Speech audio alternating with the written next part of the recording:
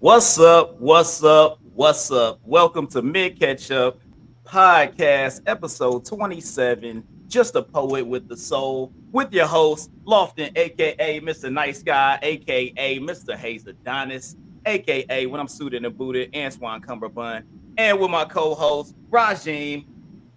Mr. Make It Happen. What's up, man? What's going on? Let's What's go. going on? And then, just like we told you last time, we up in here with some perspective. So down low below, we got Miss Perspective down there. Melissa done came through, giving us a little, let us know how Alabama doing after they done took that L down there. I know that whole state is sad in the mug.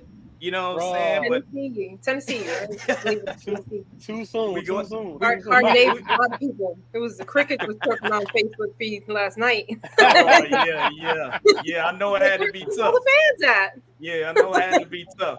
But we are so happy. We are so happy to have you, the perspective, as well as our guest, Fernando Rover Jr., a great poet. A man that has published wonderful things out there. Got some great books out there on Amazon. You can find them. Labyrinth and Maverick. Make sure I also had to pull it off the brain. I think I got both of them. So, you know what I'm saying? So, hey, go check those out on Amazon. Welcome to the show. Welcome to the show, sir. Thank you much for coming and visiting and hanging out with us. Well, we're gonna get it started, man. You know, everybody, I'm gonna assume everybody had a good week. Everybody good? Nope. No. All right, so talk to me, man. What's going on? First of all, I went to the game yesterday. I was in the swamp. Gotcha. You know what I'm saying? Go Gators. Yep. Look, we turn up. Tailgating. You know what I'm saying? We tailgating, we turn up, blah, blah, blah. Get to the game, we turn up, everything going good. Until we lose. So listen. Bruh, hey, LSU beat the brace off. Hey, look, man, let me tell you something. This is some like if anybody from Florida Gators is watching this show, y'all need to step y'all defense up. Y'all defense is garbage. Like, whatever, go Gators. I'm Gators for life. But defense, look, do you know LSU scored on every possession? Every time they had a possession ball. Hey, and then look, you didn't Gator chomp hard enough. That's what happened. You ain't Gator chomp hard enough. My hands hurt right now. I didn't look.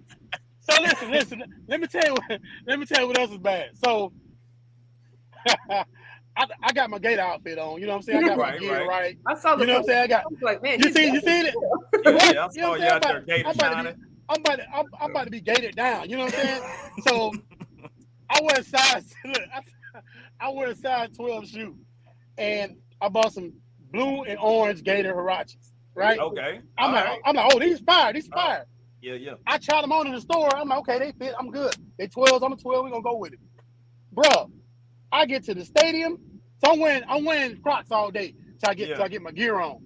Right, I put my shoes on, and I'm walking from the tailgate to the stadium, which is probably about, I say 2 miles. Right. Bro, a mile into the walk, my dogs is hurting, bro. Man, when I say, I don't know. It looks nice. It's not oh, bro, my boy's like, one of my boys like, now you tiptoeing, like, bitch, these shoes. Hey, you should have knew they was about to take that L right there, dog. Like as soon as I'm told, you wasn't even in the stadium yet, dog. Bro, I wasn't in the stadium yet. And I had to walk up to the third tier, bro. I was the only person in the swamp in the Gator Stadium with socks on. I ain't wearing this shit. It's some bullshit. Yeah, you should have put them Crocs in your back pocket. You was out there like a female that went to the club with high heels on. Man. You be out there barefoot on the way out the club. Hey, everybody was jumping up. On Friday, I came to my acupuncture appointment, and I tell you, I popped off them heels after work on Thursday. And I walked out of the acupuncturist without shoes on. And I had I was not ashamed. My feet were dying. I was like, after I was so relaxed, because I get fire cupping and acupuncture, it's pretty great. Great stuff. But man, them dogs was barking. I don't know. Look. I don't wear Crocs at all, but they're cute. Hey, them Crocs is the best. And when I got back to my truck, I damn near threw them Huaraches in the garbage. I ain't gonna lie to you. If it wasn't for my son, I'm gonna ask my son if he want them, but if it wasn't for him, brand new Roxy's in the garbage. Man, my damn dogs was barking. Man, I was like, man, and we lost. Whatever.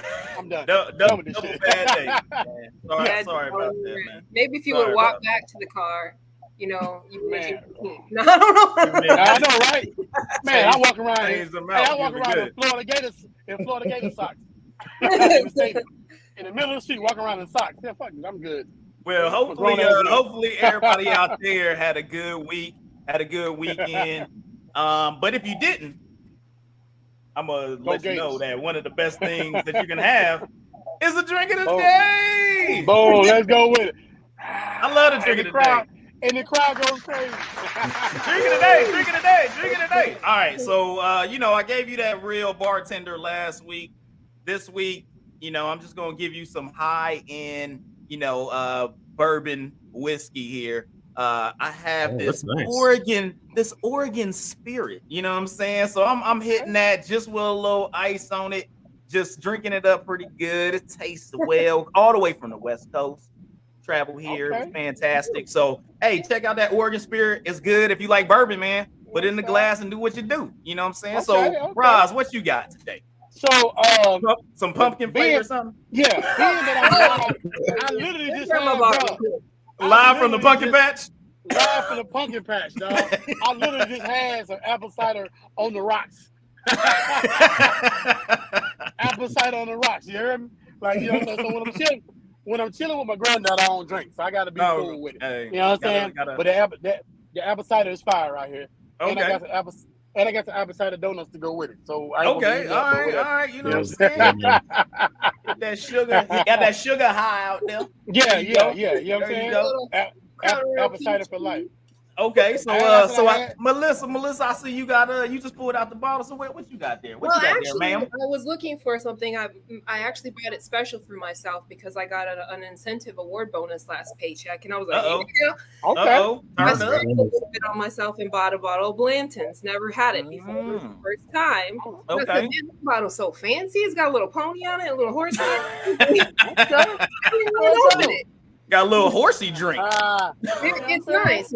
And I got it for $119. And I was like, babe, is this right? And he's like, you got that bottle for a very good deal because that's some expensive drink. Yeah, I see that. Yeah, this is a Crown Royal Peach Tea. There you go. There you go. Crown Royal Peach Tea. The to-go drink. Got the to-go drink. That's the trick the popo drink. You be like, oh, this ain't nothing but a soda, sir. This ain't about. You know what I'm saying? Yeah. Some special. So Mr. Rover, did you bring anything to grace during the drink of the day segment, sir? No, I'm not a big drinker, actually. I really don't drink that much. Hey, nothing wrong with hydration. You know what I'm saying? So it's all good. Everybody got to make sure that they're hydrated, and I understand that. I make sure that I keep it up for the segment. So drink of the day, make sure you check out, that Oregon Spirit. That's pretty good. Hey, we got the Crown Peach down there in the 12 ounce or the 8 ounce, whatever that is. Pop it open, take it with you, put it in the cup holder in the car. I don't know about that. And then we got the apple cider over there at the pumpkin patch. At the patch, baby. If you at a pumpkin patch, make sure you get the apple cider, man. I heard it was good. So do what you do on that. Let's clear this up though. Okay. So the pumpkin patches in Florida sells apple cider on ice. It ain't like up north where they sell warm apple cider. Ours either frozen or on ice. It's too hot.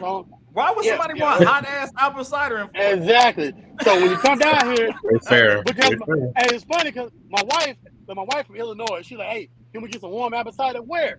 You know what I'm saying? Put it in the microwave, keep moving. Yeah, like what? Yeah. So other than that, we good to go. Apple cider on the rocks. Fantastic. So make sure y'all go get your apple cider on the rocks. We're probably gonna have some great fall drinks coming up here in the next few weeks. Make sure that you hit us up on YouTube. Check us out live. Next week is going to be a fantastic show. We're actually going to be doing a simulcast with the So What You're Saying podcast that's out there. So they're going to be coming on, hanging out with us, and we're going to do a simulcast on their show as well as it's going to be on our show. So make sure y'all check us out next week. and do the same. Do the normal things. You know what I'm saying? Click, rate, subscribe, hit the notifications and all that stuff out there. So now we're gonna go ahead and move on to the news of the week. So we about to hit these news of the week real quick. Let me square this away. Bam. We up here. News of the week for today. This episode. Let me hit it. All right. So first things up, we had Ice Cube making history out here. First Black Sports League. And my question is, the Big Three been out here for a minute, so I was trying to find out, like, what really happened? I already thought it was happening. He was, First Black Sports League. But obviously there must have been other people that was in there. Maybe it had to stay for a little bit. I don't know what really the criteria is. But with this being the First Black Sports League, my question is to everybody on the panel, is Ice Cube the greatest businessman rapper? Talk to me. I'm looking at it because you have to really look at all the stuff that he's done. And I mean, let me give my 2 cents, right? So this is what I look at. I look at all the people he put on with the businesses that he's done. He had all the movies, like every stand-up comedian that's Black, starting from Friday, pretty much started off in his movie and came up and was known through that. You know what I'm saying? He's always been bomb at the music joint. He's produced so many freaking movies and done all the stuff on there. He started a full league by himself. And he's put so many people on. I look at the put on compared to maybe the money. I don't even know how much money he got. He could be up there with Beyonce and them. I don't know because he don't be putting it out there like that.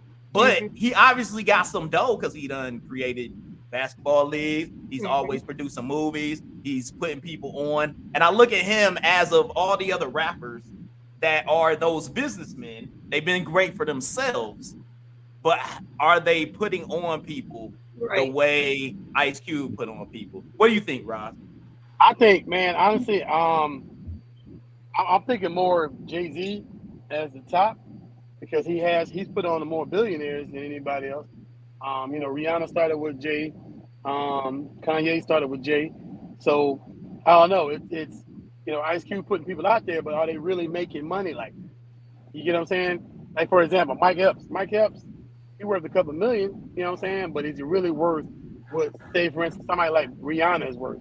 Or somebody like, saying Jay-Z or whoever, I mean, not Jay-Z, but Kanye, you know what I'm saying? So then, but like you said, then there's a whole league involved. I don't know, what does this league entail? Like, does the league have, is this sports league, does it have teams now? Will it have teams? Does it have sports players? Like, what does it entail? The Big Three has been on for the last 3 seasons, which is pretty much 3-on-3 basketball utilizing former or retired NBA players. They travel around the league. They have multiple teams that's been playing. They have high-end coaches. They have, they have TV presentation. Like, they're on TV doing what they do this entire time. And it's something that he created from his mastermind and put it out there. I look at, the only thing I have with the Jay-Z situation, I look at it like this. Kanye was a force. I feel like you had certain people that you look at and you go like, I don't know if he needed Jay-Z for him to be where he's at. I look at Rihanna. I don't know if he needed, I don't think Rihanna needed Jay-Z because she had a creative piece and they went into clothing. Something that's even Jay-Z, yeah, they had Rockaware, but it was very much just hip-hop wear that was of that time.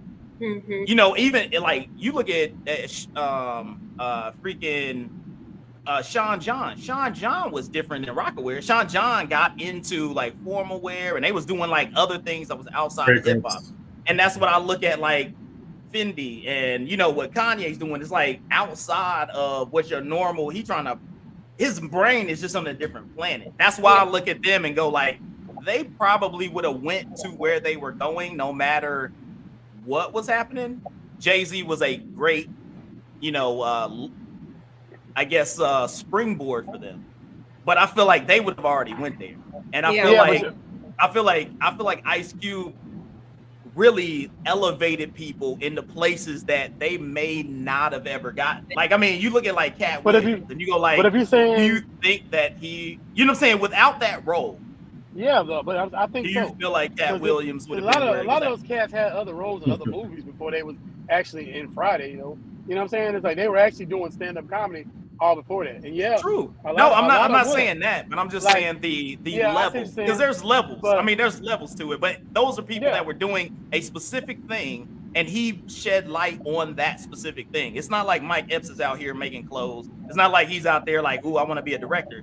He allowed Mike Epps to be Mike Epps as a comedian and elevated him as a comedian to be seen by more people. You know what I'm saying? No different than, Chris Tucker. Like, I feel like that's the same thing that, and what you're saying, I think it's the same thing that Jay did. He just kind of presented him to the world. You know what I'm saying? And like you said, I don't think people like Mike Epps, great comedian. He would have made it there at some in any direction. Cat Williams, Ricky Smiley, all these cats that were in Friday at some point in time, that was just a nice episode, like you said. But same thing happened with Jay. Like Rihanna probably would have made it, but she had I guess all I'm saying is they had the same, and the same stepping stones, so to say. They probably wouldn't have needed Jay, like you said, but they probably wouldn't have needed Ice Cube either. You know what I'm saying? And I don't think. I mean, I commend Ice Cube and everything he's doing.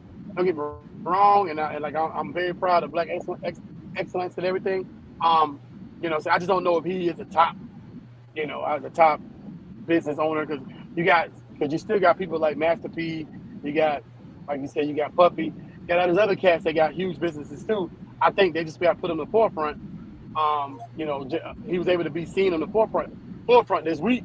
You know what I'm saying? So I don't know. I haven't been any research. Yeah. So Melissa, what do you think of that question? Do you think he's in the running for the greatest, one of the greatest? I think he's a very smart businessman. I think he's made a lot of really good moves, good decisions and bad decisions, but some good decisions. I think I just read something that I didn't get to read all the way thoroughly, that he partnered with Microsoft. And I said, what is Ice Cube doing with Microsoft in data analytics? So I'm like, okay, so you can use data analytics for trend analysis on how popular music is amongst the crowd history. Or is it for the 3-on-3 design to design a game or something like that? I'm not sure what he would be teaming with Microsoft for, but I'm intrigued and I'm interested. But yeah, I think he's made some really good moves in terms of the movies, of course, the music. But yeah, I read about that 3-on-3 as well in the first Black-owned sports league, which I think is very impressive. But that's all I have on that one. I mean, I'm curious if it's game developing though, to design like real life enactment of the 3-on-3 or something. Right. Something like that. I don't know, or if it's music, something related to music, data analytics, analysis or something. But so, Mr. Fernando down there, do you have any perspective on that question? Like, Ice Cube compared to those others, is he in that world of pulling and being one of the greatest? Yeah, I do have a perspective. I think he is, when it comes to the others, he definitely has been more successful in terms of using the medium of storytelling in a lot of his work. You look at it from the perspective of when he started in NWA. He was one of the founding members, and he was one of the pillars that made that group the storytelling vehicle that it was at the time that it was. And then you look at not just in Friday, but you look at Boys in the Hood and what he was able to do with John Singleton, what he was able to do with even directors like F. Gary Gray, who directed Set It Off, and then who eventually directed Straight Outta Compton, which is their biopic. So he's definitely been someone that has a storyteller vision and a mindset, because you look at his films, they tell the stories of the people that he knows and even the people that he's brought up with him. So I do think in terms of that, in terms of him using the medium of storytelling, I think he's light years ahead of his contemporaries. And I totally forgot about barbershop.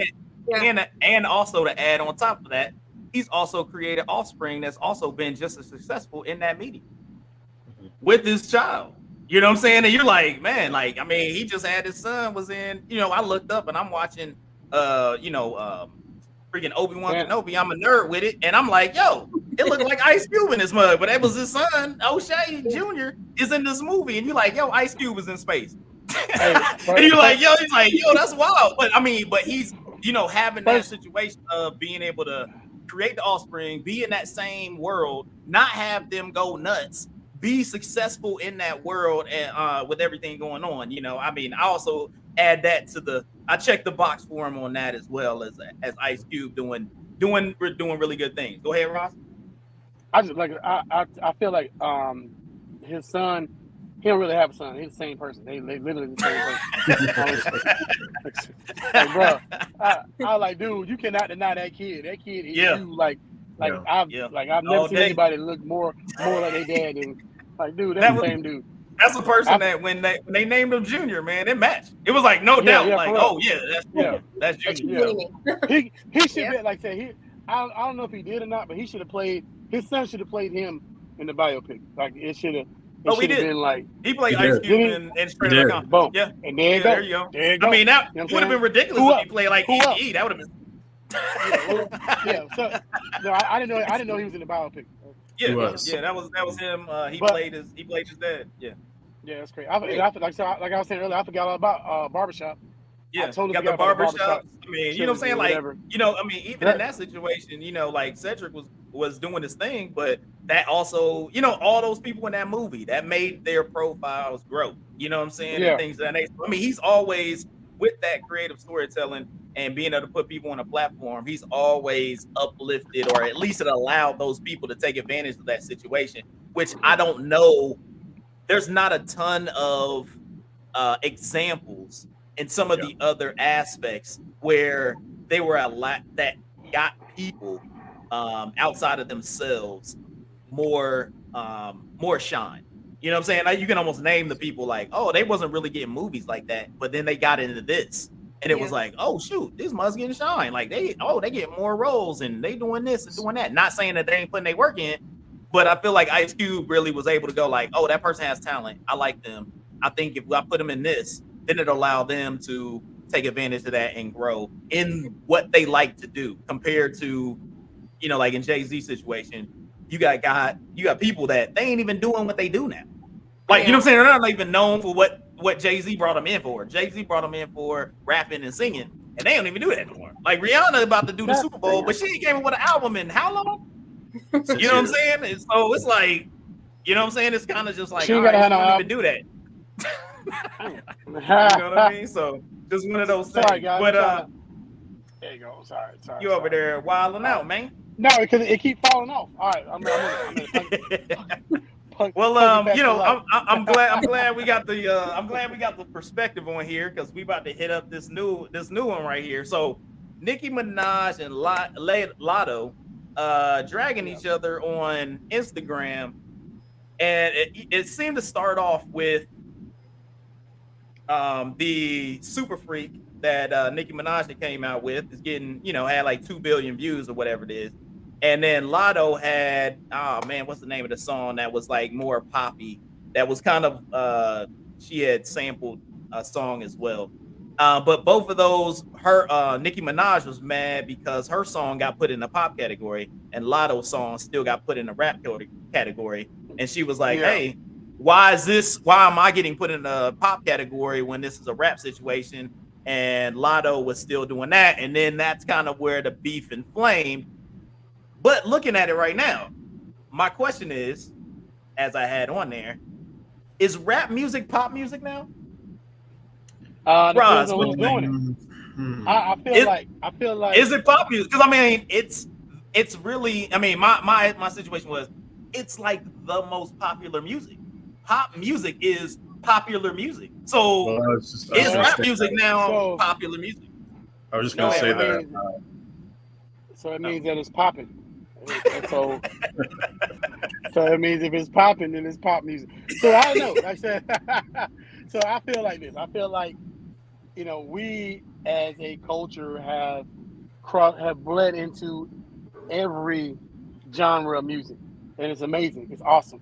You know what I'm saying? I don't see a problem into bleeding into pop music if we, you know what I'm saying? Because I don't think pop music was created for a certain culture, but I feel like the song that she's talking about, what was it called? Super Freak. Super That was Freak? it. Yeah, she took the sample off of the Rick James. Yep. Super I Freak. don't, She took I the don't Super remember Freak that. sample.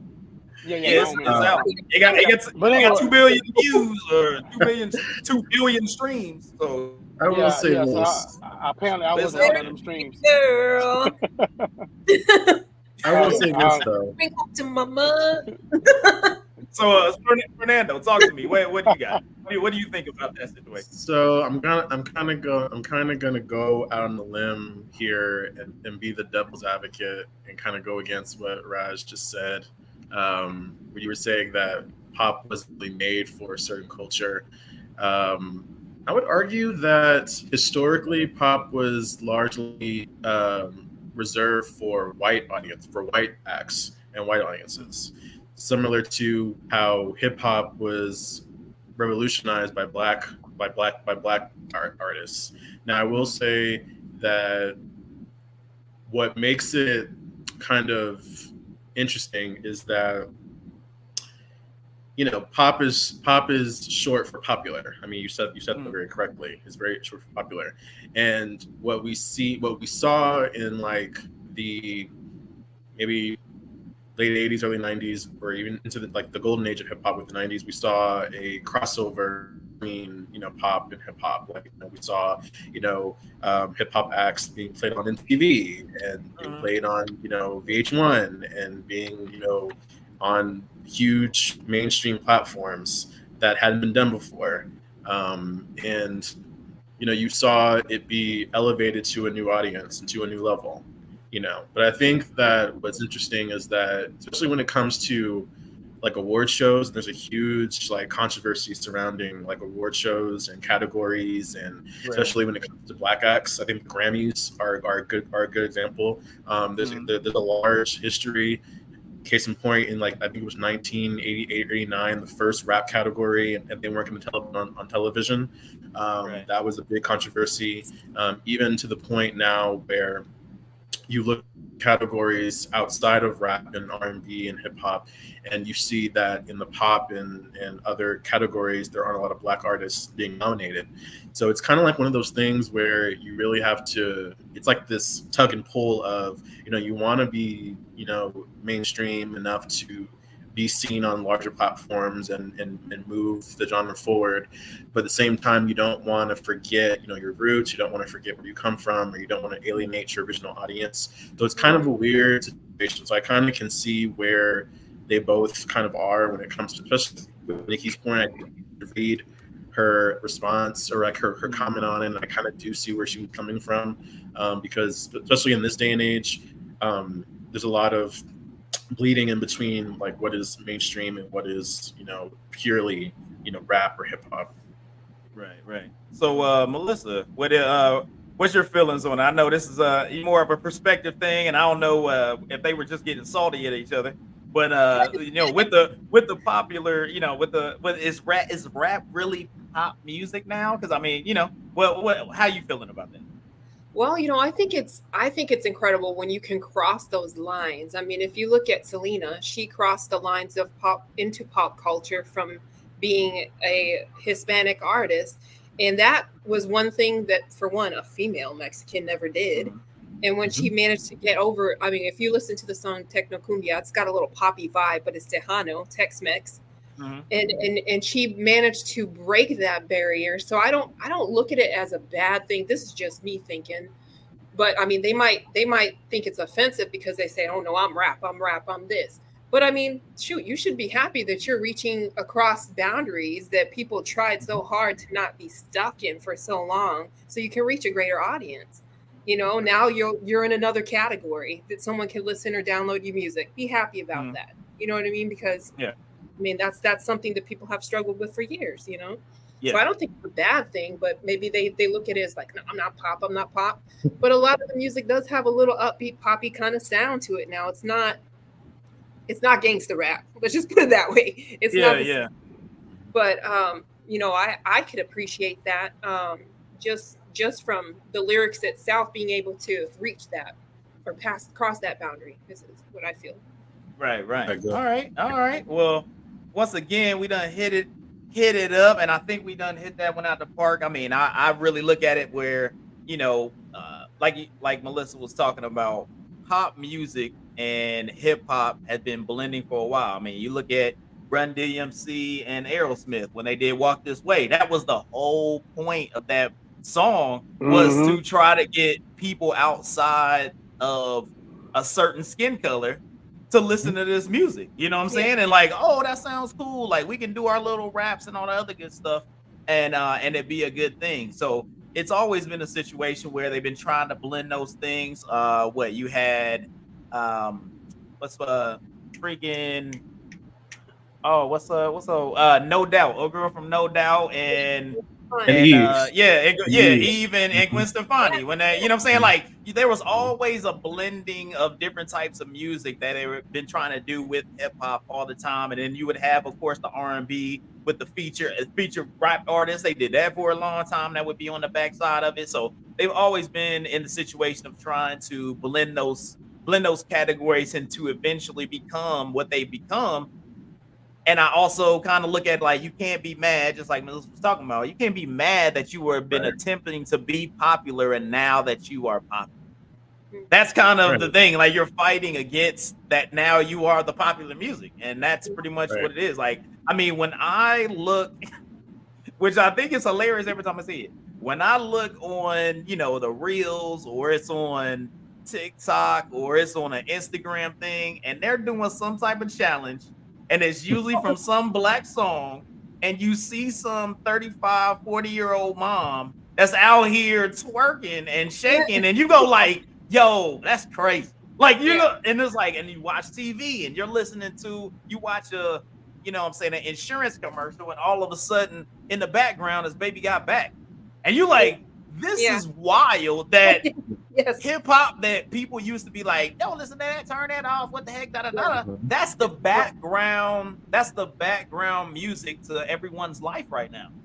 Like, everybody that's in the world, there's that background is there. There's trap music everywhere. If you're listening to any YouTube channel, as soon as you turn it on, unless that thing is like dealing with some type of hunting or something like that, there's usually a generic trap beat to open it up, and then they freaking play whatever they're doing. So it's everywhere. You know what I'm saying? I don't know if, you know, besides every single person in the world buying it, I don't know if the genre of hip hop can be more popular.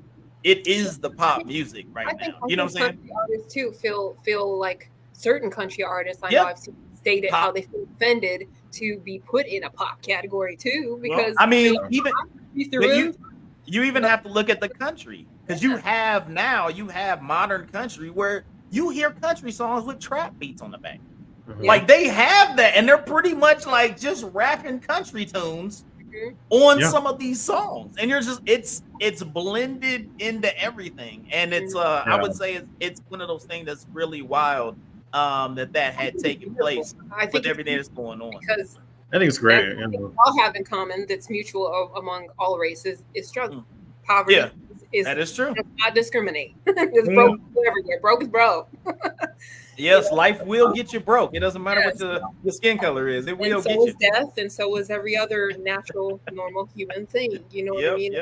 Life. So that thing is, you know, is across everyone. Yeah, for sure. So yeah, I think it's a thing that's better. You know, I don't think it necessarily needed a war of words where they was actually going after each other, but you know, when it comes down to it, they're both making money. They're both popular. So that's what you planned on doing when you joined the music business. It was something on Twitter. It was some kind of hate she did on Twitter. It was a tweet. Yeah. I mean, that's what it was. I know that's where, you know, I know that pop area was where it kind of began. And that, you know, when that is the gist of kind of all the argument, you go like, okay, so you're both popular. It really doesn't matter in that situation, and they're both making money, you know. Well, especially I thought it was interesting because if you look at Nicki Minaj's, like, her early start, a lot of her start was from pop music. You know, a lot of her early hits were or crossover. A lot of crossover features. So Yep, a lot of features. It really kind of surprises me how it does surprise me that she would be so upset when she kind of she branded herself as a crossover artist. Right. I mean, she looked like a black Barbie doll. That's what she. I mean, Black Barbie. That's what she did. That was her. Yeah, that was her brand. Yeah. So when I see that image of her, man, that looks like Poppy to me. Yeah, very, very much so. Yeah. Well, I think we put that to bed, but you know what? It's another week, so we have to deal with this guy. Good old Kanye, always bringing some good old news around. So this dude, once again, was on Drink Champs. Has some things about saying out there. He called Drake the greatest rapper ever. He has suggestions that he's slept with Kris Jenner. He cussed out pretty much was it Meek Mills and P Diddy in a very aggressive rant. What do you make of Kanye? Like what do you talk to me, Fernando? Like, what do you make of the situation with Kanye? And I don't know if I look at it like he has learned from the Kardashian nonsense to bring nonsense every 6 months. Like, I'm going to go on a 3 months of nonsense just to make sure that everybody knows that I'm here. I'm going to wear goofy ass boots, a jacket that is 85 sizes too big. I'm going to go on and talk about every freaking race possible. You know what I'm saying? I'm going to cuss out multiple people. I'm going to talk about Kim Kardashian and how she's been evil to me.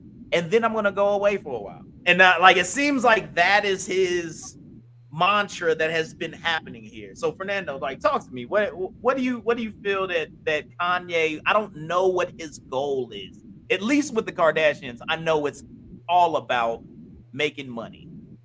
There's other people out there that troll and they're like, hey, I'm trying. I don't know what the end goal for Kanye is. Talk.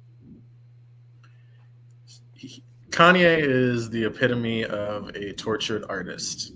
He's someone that, I mean, he's incredibly talented. You can't take that away from him. He's very talented. He's proven time and time again how talented he is. But one of the things that I think many people try to make him out to be, which he's not, is he's not dumb. He's very smart. He's very intelligent. He's very smart, and he knows what he's doing. So these little antics that he does and these back and forth changes that he does, it's not something that just comes out of thin air. This is something that's strategic. This is something that he is intentionally saying, and he's well aware of what he's saying and how he's saying it. When it comes to his end goal, when it comes to Kanye West, another word I think about him is he's a loose cannon. There could be so many things that he could be. I think there's just so many things that he could be going through or going on right now. He has been very open about the passing of his mother and how that's affected him and affected his art. I mean, it's very clear in his art. I do think that I do think that he certainly has modeled the controversial way of getting attention from just as Kardashians do. I think, and I honestly don't think that's something that he got from them. I think he was doing it before he met them, but I think it kind of just elevated to another level because he and Kim Kardashian knew each other for several years before they started dating and before they got married. So that probably something like that probably got them together in some aspect. But I don't know what his end goals are, but I do know that whatever that goal is in mind, this is not something that is just like a happenstance. This is something that's strategic. This is something that is being done on purpose. He's very well aware of what he's doing. Like he's too intelligent not to be. He's very intelligent, even though he says things that might make him look like he's not. He's very intelligent.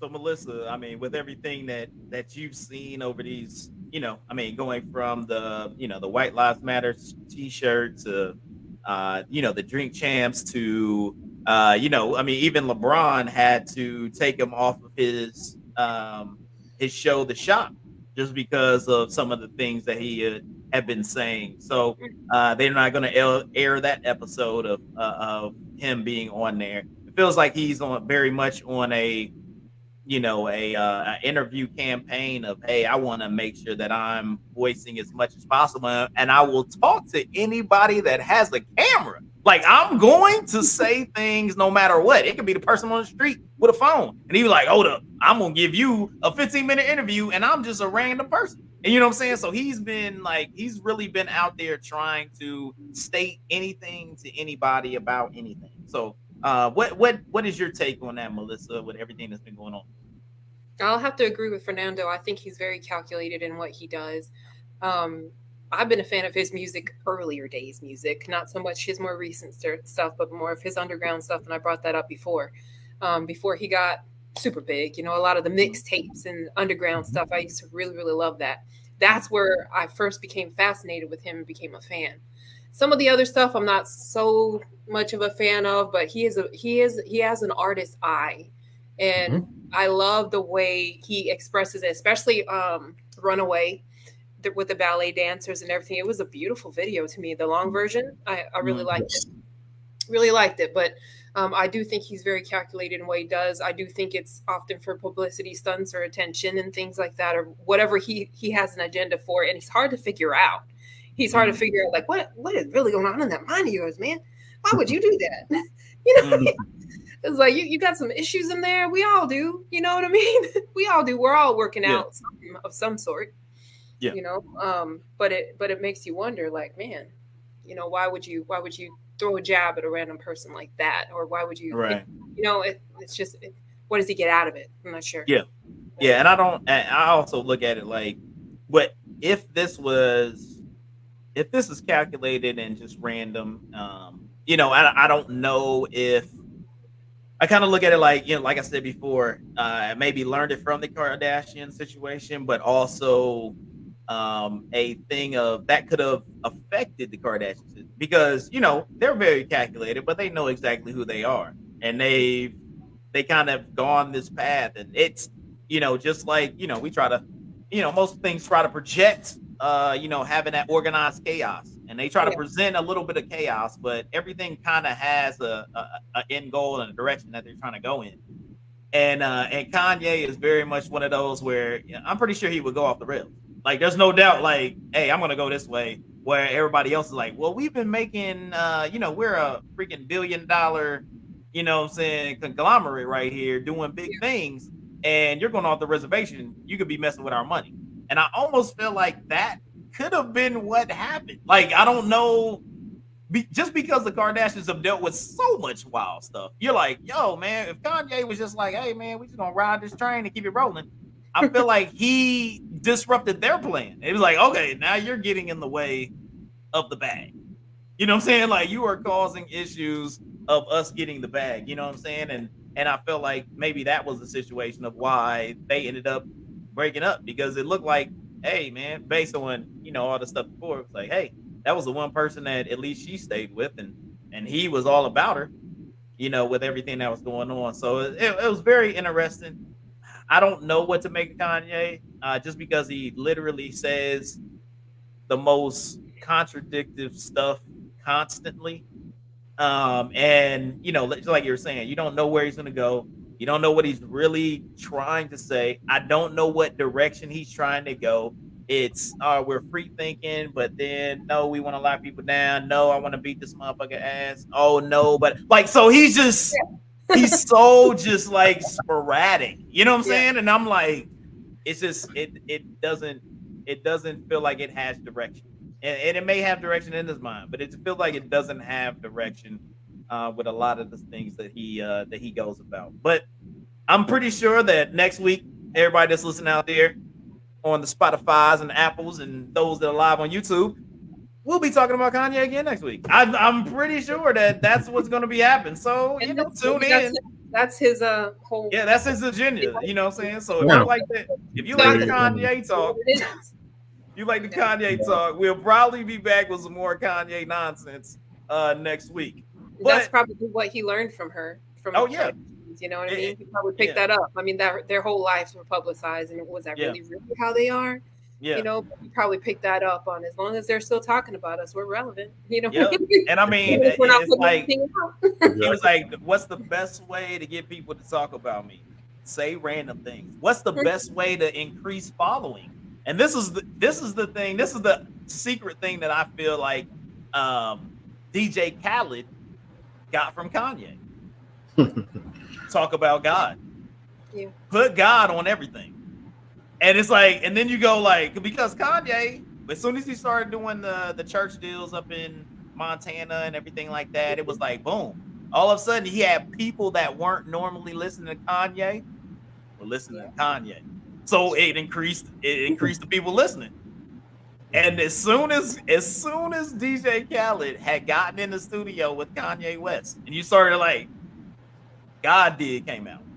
Yeah. And it was like, oh, let me do this, because it opens up. As soon as you do that, and I mean, that's no different than when he did Jesus Walks, but Jesus Walks to me, Jesus Walks felt genuine.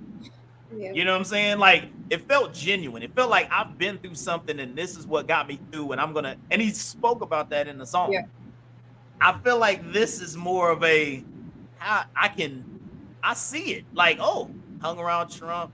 You know what I'm saying? It was like very much those, it was like, okay, well, I see that this works as creating a popular movie.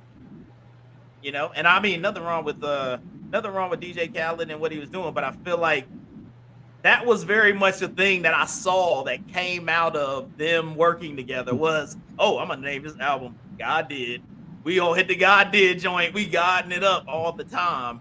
You know what I'm saying, with this situation, because it's going to touch people that are outside that don't normally listen to my music, because I think it was Kanye may have hit a plateau. You know what I mean? Like, okay, I've hit the ceiling of hip hop, and now I've got to push through that ceiling. And you know, DJ Khaled may have been in that same deal. Like, I gotta push through this ceiling. How do I gain more people? I've already make great music. I already do great production. I already can do all that stuff.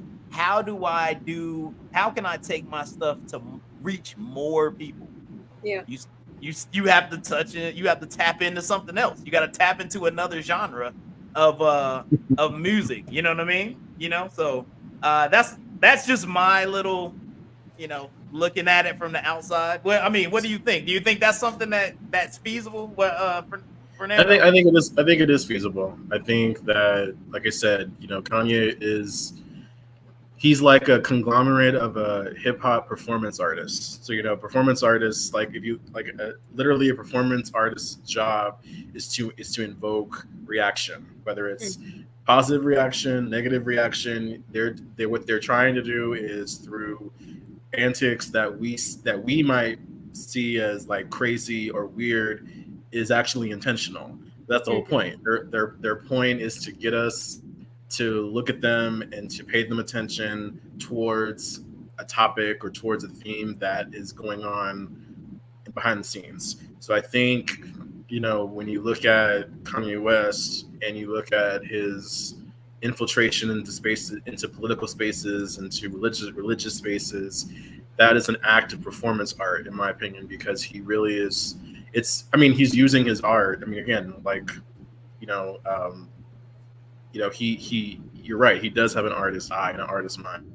But I also, like I said, I think that also he's doing it to provoke some reaction, you know, and he knows what he's doing. Like, you know, he knows like the words, like he knows like the antics he says, or if someone takes a picture with him, you know, he knows that that's going to get 1,000,001 like, you know, follows on Twitter or you know, or just like sharing the photo, and you know, he'll be on like different people talking about what was he doing with Trump this time, you know, things like that. So I do think that is a very plausible thing.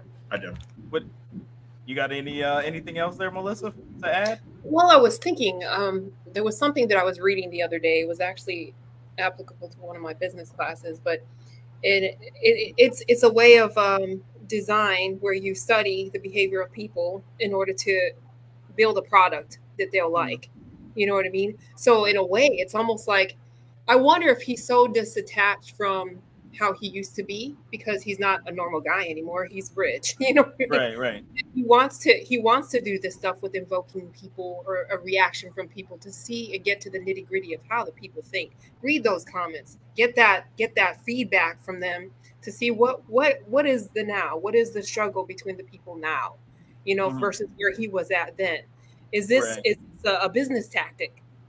That's where my mind goes to. Is it a way for him to create new music, new products, new something, and get feedback from the people in some way by doing these crazy sporadic things and, you know, being, oh, well, that's what the people like. Oh, well, that's how the people feel. Right. So just to get a feedback of real everyday people. Right. You know, he's not in that arena anymore. You know what I mean? Right. You know?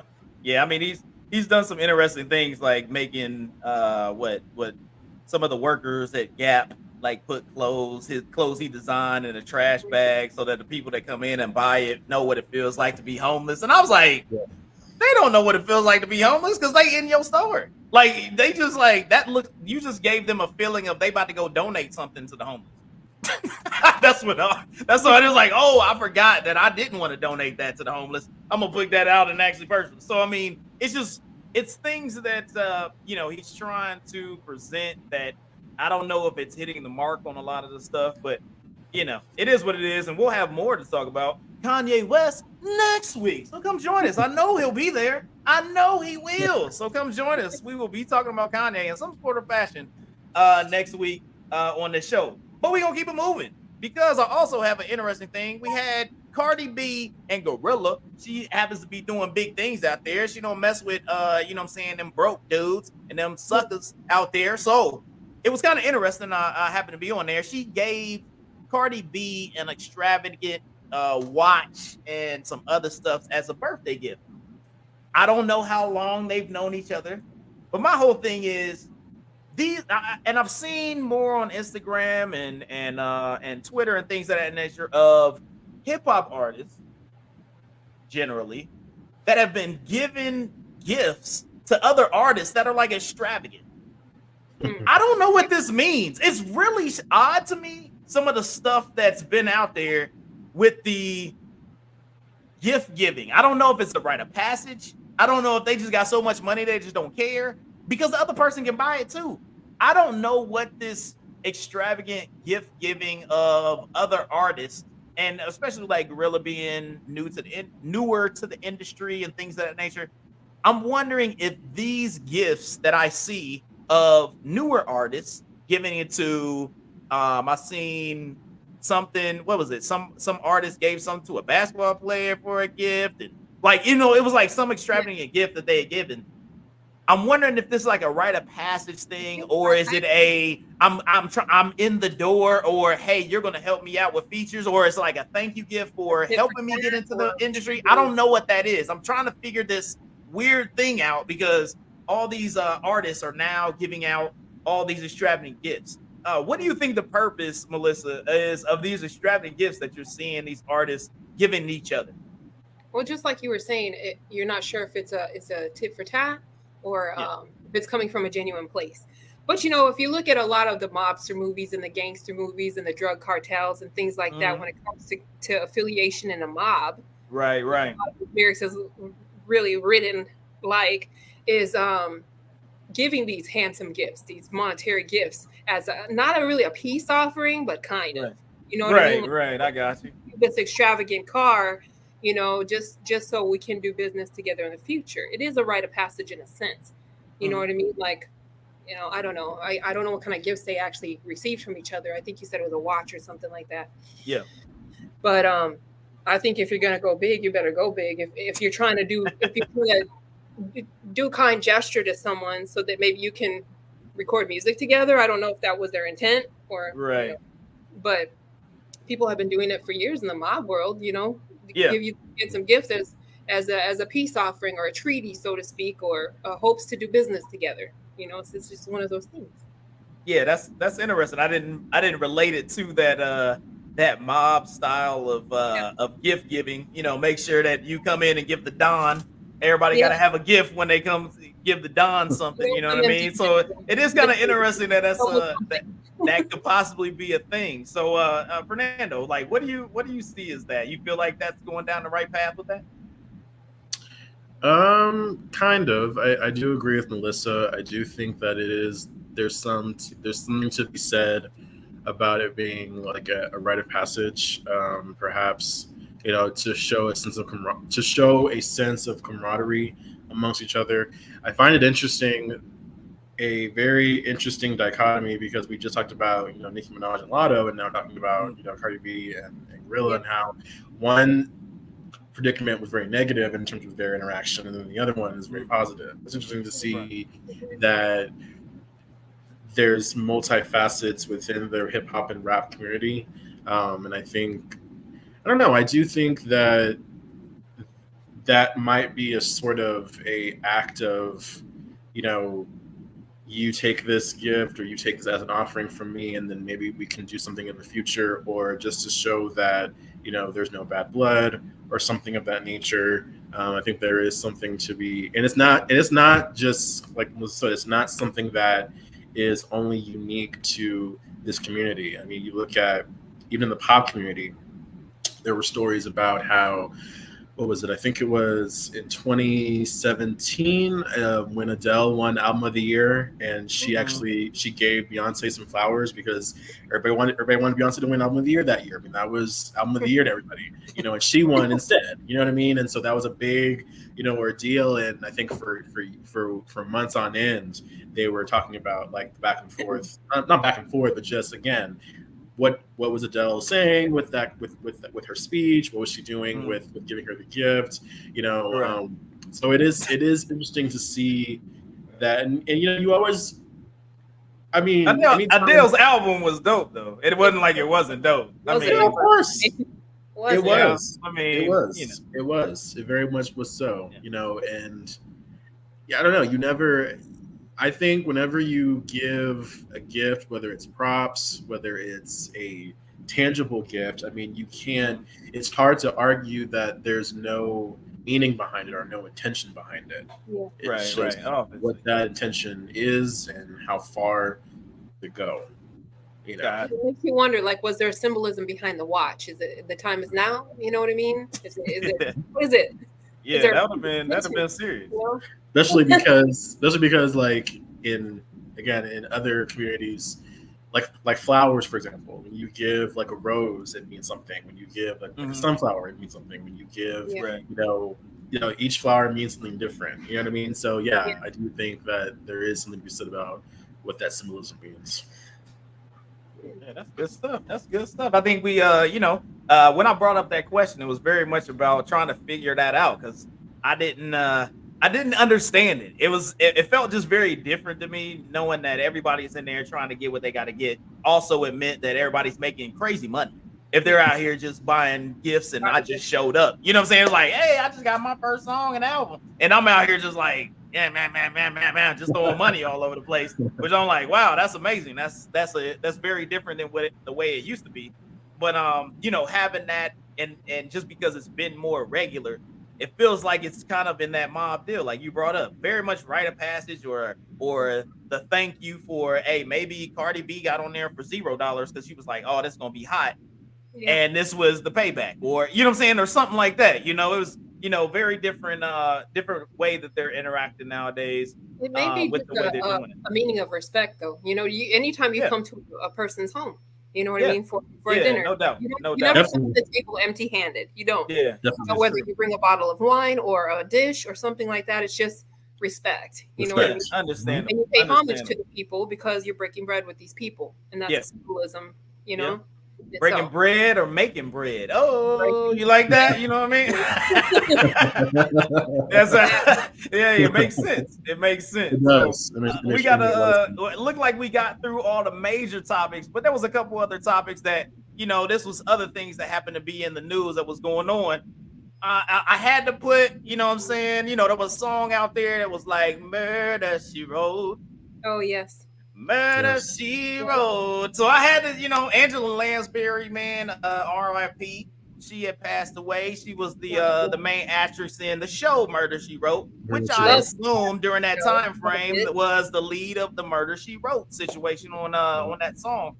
So R.I.P. to Angela Lansbury. She was like 90 some odd years old, lived a great life. Also, you got Genuine out there trying to, I guess, be a part of what's my man's name? Chris Angel. Chris Angel magic trick. And my man passed out trying to hold his breath. Like he was out there. I mean, Genuine has been in the news. I don't know if it's been for good things, but Genuine has been in the news. He got the pass out. He got the Genuine challenge. I seen mad dudes up there trying to do the Genuine challenge. My man can't even whine like he used to for the pony. Like, I mean, he's he having some issues out there. You know what I mean? Ride that pony to bed. And then also I saw a thing which I didn't even know was a thing. 50 Cent is suing Med Spa because I guess the woman that owns Med Spa was using his picture that she happened to take with him to imply that he had penal enhancement treatment. So I mean, I was like, oh, that's some new stuff. Like she out there trying to hustle, letting them know that 50 cents was trying to become $1.50. You know what I mean?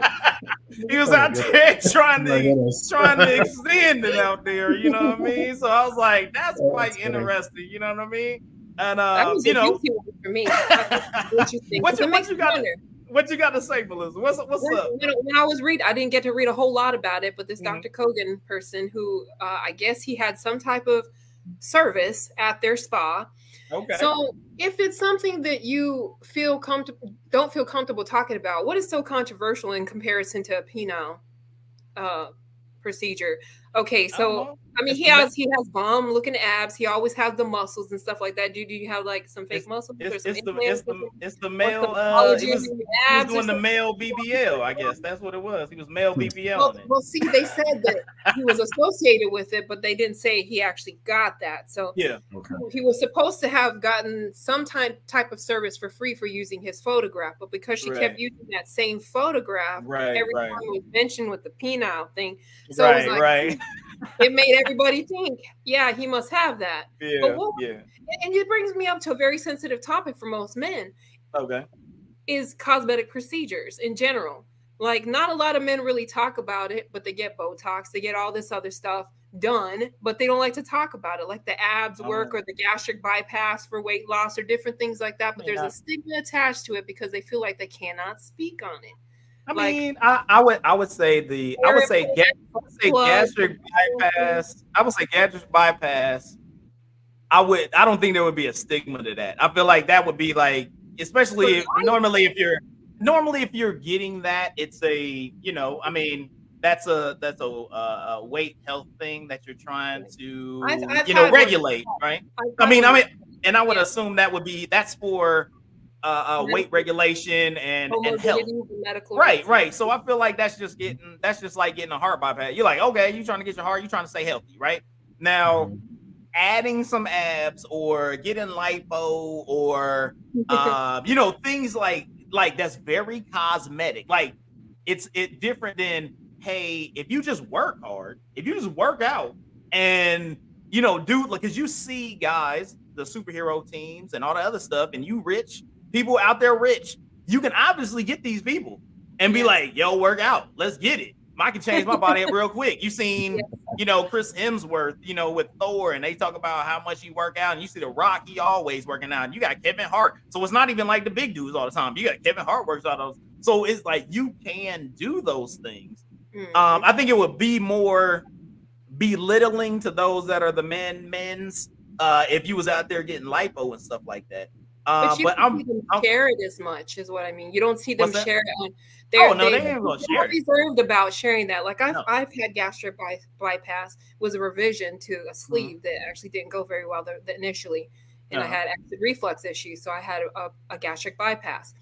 And man, I was 350, and now I'm 220, and that's after regain. But I mean, it changed my life. But when I'm following these pages, you don't see as many men talk about it as much. There's a few men on there, but you don't see them talk about it as much or be as open about how they lost the weight. Right. Or not be afraid to say, yeah, I did that too, and you can too. You know what I mean? Change your life. I agree with Melissa. You don't really see a lot of men bring that up, and there is something to be said about why that's the case. Especially, you know, there has. I mean, I do agree. You know, is it a masculinity issue? Is it a social construct issue? I mean, you know, you look at especially the conversations about like just any type of thing that men do to their bodies, like steroids and athletes. It's like, you know, it's just there's gotta be faster, stronger, gotta be the best. Yeah, this weird sort of, you know, don't ask, don't tell type of thing that, you know, it is present. You know, it is an elephant in the room. So I do agree. Right. Yeah. I think that very much so with that, I would say like any type of cosmetic, not necessarily, you know, like medical health compared to a cosmetic, meaning cosmetics like very much a choice, has nothing to do with your health, has nothing to do with, you know what I'm saying? Like that's just like, oh, somebody want to get their nose done or they want to get their face done or blah, blah, blah. Do you ever, does anybody know what he actually had done? I have no idea. I'm like, was it so bad to talk about because you got them 50-cent cut abs and all that? I mean, the thing is that he for sure, I would say he for sure would not be able to step back on the block if he was like, yo, I was up in there getting that Botox and like I don't think if you walking down the block. Comfortable with that though, because they have image and body dysmorphia issues just like everybody else. It is very true. I understand that, but I think more men would look at it like no different than going to earn your money validly compared to earning your money by inheritance. Yeah. You would be like, hey, you work for that. That was, you know what I'm saying? Like you worked and you did that. Like you accomplished that. Accomplishing goals, success. You had a goal, you went and got it. You accomplished it through hard work, you know what I'm saying, and diligence. Compared to, I think more people are allowing of women to be able to go like, hey, you can go to that. We're not going to think less of you. Right. They're for sure the situation of, hey, men are like, hey, you got to put that work in, baby. You know what I'm saying? Like it's no different than, hey, you was in the army, you know. If somebody's like, if you got to do the push-ups, you can't. The boxing culture in general, like, is intense. When I see them boys that trained up in there, they don't come to play. They do not. You gotta do the push-ups just like everybody else. Yeah. Now, if somebody's like, hey, I'm gonna give you fake muscles, and you get to just stand over to the side, right? I'm pretty sure people will be not pleased with that. You know what I'm saying? Like people would not in the you know the military. If somebody got to stand over to the side and not do PT with everybody else, and they got artificial muscles, and they was like, "Hey, we just gonna check the box for you." I don't think there's anything against them getting hair transplants or anything like that. If it makes you feel better and confident in yourself, and you got to move hair from your booty cheeks up to your head, and you be a I don't think hair is one of those things that people don't talk about. Like I think hair is a situation where it's like that is more of a you went and got you some hair, blah blah blah. I'm looking at like the straight cosmetic, facial, and like, oh, I'm gonna put pecs in. I'm gonna put in, you know what I'm saying? Like those are like, come on. I do agree though with Melissa that I think it would just be nice to see more examples of men being open about it, you know, because there is a huge percentage of men that do go through body dysmorphia issues and have erectile dysfunction issues and are afraid to talk about it because it's so like taboo in the male community. It's like, you know, you shouldn't have those issues, especially like, you know, I mean, there are, and people will talk and say, oh, well, you know, this, you know, he's older or it's all that. No, there are men like in their 20s that have these issues. You know what I mean? Right. It's just how your body is. I mean, sometimes we all have different things that we're dealing with, and I think it would do something for the community and for the popular culture to have these conversations, so that way, when a celebrity like 50 Cent or somebody else comes up in the news like this, it won't be as, so like far-fetched, as a big thing, right? Because there are a lot of men that have eating disorders. There's a lot of men that have, that, especially because we live in a culture where, we've made strides. There's more visuals of like body positivity, but there's still a long way to go, unfortunately. And especially like in the male community, it's like the bigger you are, the broader you are, the more muscular you are. That's it. Kind of we attain that to how manly you are, when there are tons of men who are just as masculine, just as tough, that look slim, that look big. It doesn't, or your exterior doesn't define how tough or masculine you are. Yeah, your mentality. Understandable. Yes, sir. Yes, sir. And I think it's attractive when a man can express that. When a man can be open and honest about those things and be fully transparent, whether it's to your wife, whether it's to whoever, you know what I mean? I think it's an attractive thing, because that means self. You know what I mean? Right. But also, there's also a situation where I know that there's people out there that they be like, oh, I want a sensitive dude and blah blah blah, but they don't want a sensitive dude if they're, you know what I'm saying? Like they want somebody that's like, you want somebody that's confident, not necessarily sensitive. You want somebody to be like, okay, I want a confident person, meaning that I know myself, and I'll be like, hey, I think I need to do this, or I would like to get this. Being able to say it with confidence and believe it, and then also be able to go like, hey, I'm gonna go achieve that, and I have a goal for that. So it's kind of one of those things that you're kind of walking the line, because if that person can go like, hey, I think I need to get some abs, but then you go like, well, aren't you confident enough to go work out and get some abs? It's kind of it's cosmetic dentistry. I'm a big person. I love teeth. I'm a good smile. I'm a smile person. I'm attracted to people who have good teeth. I'm just one of those people. But if you spend all this money to get cosmetic dentistry or dental implants and things like that, that is a big deal for a lot of people. When you can't smile with confidence, when you can't express yourself and just light up, make a difference. That makes a big difference. And I don't think people aren't doing that, because every single person that I've seen, every rapper, as soon as they get famous, they got them veneer chompers. You be like, yo, your teeth are too big in your face. You be like, what? It's like nobody told you to cut those down a little bit. Like those things are huge. You know what I'm saying? So it's like, I'm for sure they have no issue with the teeth game, because people for sure come in as soon as they get their money, they putting some teeth in. I've seen everybody do that. So it's been interesting. But 50, I don't know what you got done, man. But obviously he's suing her because he was like, I did not need to go to $1.50. I'm good at 50 cents, squared away at 50 cents. Only other thing that we had on there was the Parkland school shooter. They did end up doing the trial for that and finishing that up, and then he did not get the death penalty. They ended up giving him life without parole. If anybody has seen out there, I know that it affected a lot of people in that Parkland area.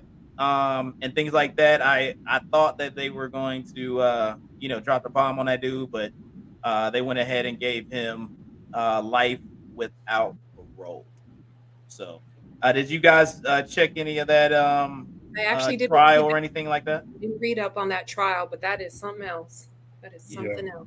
Yeah, very interesting, very different of all the people that affected and everything that went on with that. So looks like we have gotten through the news. So now we're going to move on to the next wonderful thing. We got the music of the week. So everybody out there got the music of the week popping off. We got it up there for the October 16th time frame. Music of the week. It was been fantastic. It's been great. Let me see, make sure I got to the right stuff. Music of the week. We had Cool G Rap. I was trying to find that album. Didn't see it out there. Was searching for it. Had a couple singles out there. I did listen to It's Only Me by Lil Baby. His album was about 23. It was about 23 records out there. I listened to it.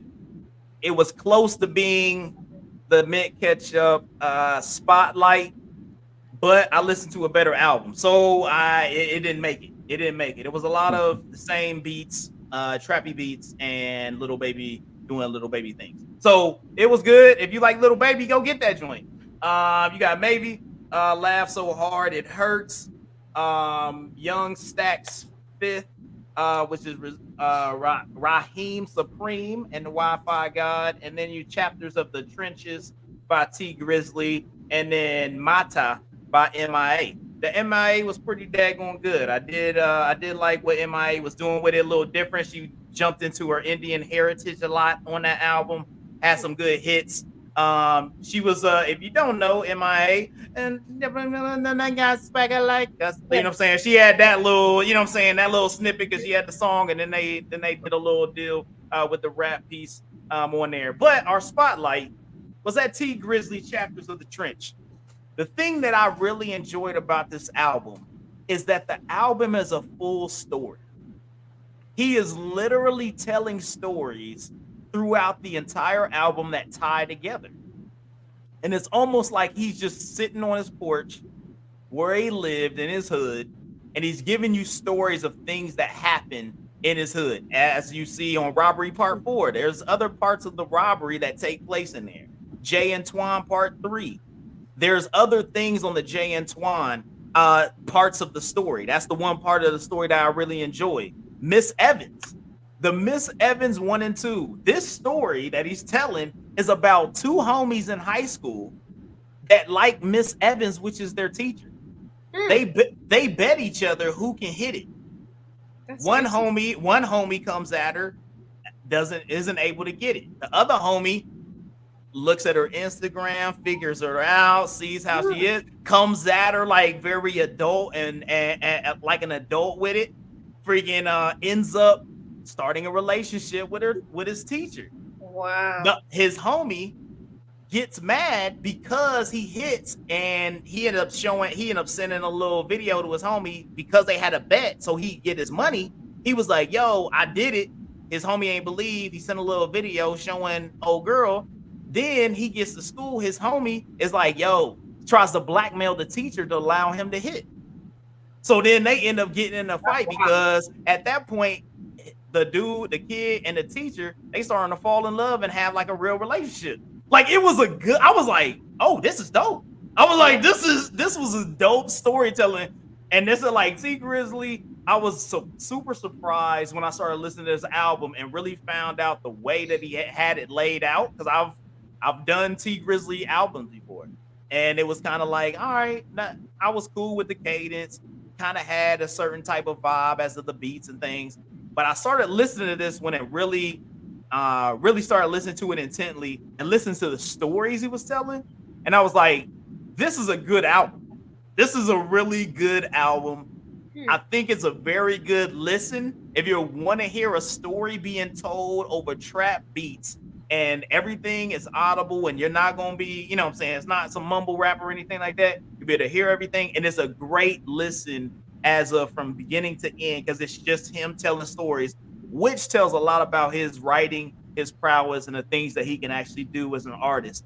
I commend this brother out there, T Grizzly. Check out Chapters of the Trenches out there as the Mint Ketchup podcast spotlight. So T Grizzly, Chapter of the Trenches, 13 tracks. My favorites: Robbery Part 4, Jay and Twan Part 3, Miss Evans 1 and 2. It's two songs that kind of go into what I talked about, and then Tez and Tone 1 and 2. That's why I was putting 1 and 2 because they go together. They're giving you, he's giving you full stories with it. So go check that out for the music of the week. Once again, T Grizzly, Chapters of the Trenches. Check them out everywhere you can stream. As well, if you go to the place that you stream, also check out Mint Ketchup Podcast because I bet we are there. So go ahead, click, subscribe. Make sure you hit us up wherever that you stream your music.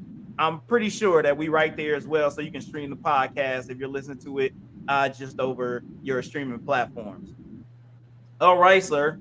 Now we're here. It's interview time. We got Fernando Rover Jr., author of Maverick as well as Labyrinth a poet also putting pictures with the poetry, making sure that everybody can touch and see what's going on. We are so happy to have you here on the show. Gotta give the applause once again. That's what we're here for. So,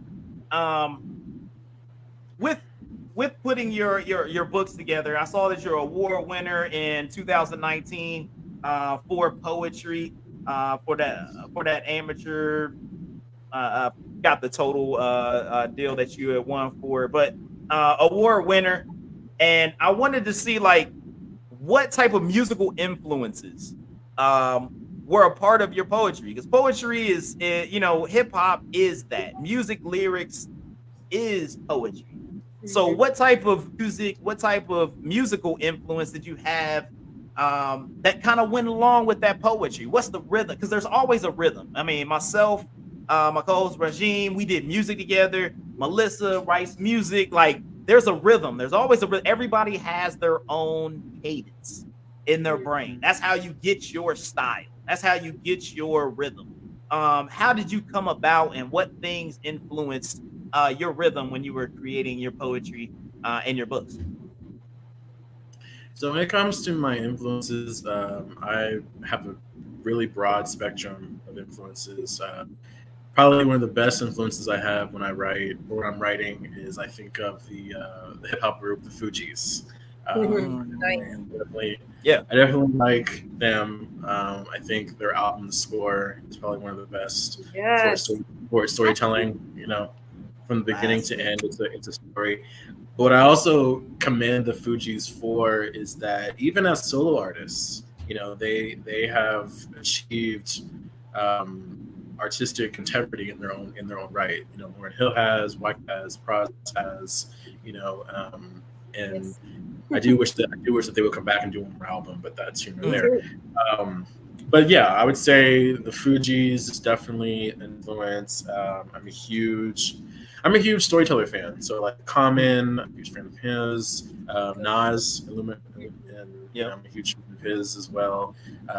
Even like Queen Latifah and like just storytellers and things like that. So that's pretty much kind of where a lot of my influences come from when it comes to poetry, because poetry is it's the language of the everyday. You see something or you hear something or you feel something in your everyday life, and then when you write it down to a rhythm or to a metric, it becomes a poem. But the root of it and the baseline of it is an everyday experience, and I think that's true for any writing, to be honest with you. Writing it's basically you commenting on the everyday human experience. And so for me, that's a lot of where my poetry comes from, is my everyday experiences, either what I myself have experienced in the past or what I've seen others experience in the past, or even in the present, just what I see or something that intrigues me or something that confuses me, even something that even bothers me, if that makes sense. Mm-hmm. Definitely. All right. So Melissa, do you have any questions?